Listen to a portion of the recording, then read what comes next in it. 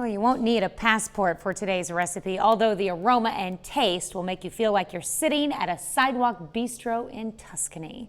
Howard shows us how to make his Tuscan chicken one pot in the Mr. Food Test Kitchen.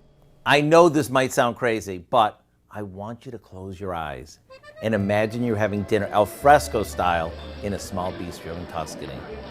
All you hear is the clanging of forks, the pouring of wine, and the faint sounds of music echoing through the streets. Then, your waiter brings you your dinner, and all you can smell is fresh herbs, the scent of a light tomatoey wine sauce, and the delicate yet distinct aroma of olive oil.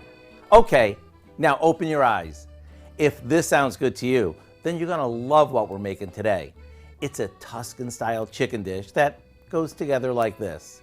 After flouring and browning a cut-up chicken in some olive oil, we add some peppers and onions, a handful of mushrooms, a chopped tomato, and a can of garbanzo beans that we've drained. To bring all this together, we top this with some marinara sauce, a bit of water, some white wine, and a few fresh herbs. After this cooks down for a bit and all the flavors come together, we'll take the chicken out and stir in some fresh cream. Mamma mia, does this look good or what? If only you could smell the aroma. Well, you can. All you need to do is visit our website and get the recipe for our Tuscan chicken one pot. And the best part, there's no tipping required. I'm Howard in the Mr. Food Test Kitchen, where today we found a truly Tuscan way for you to say, ooh, it's so good.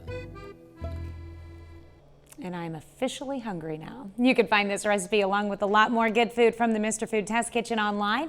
Just go to our website at KOAMnewsnow.com.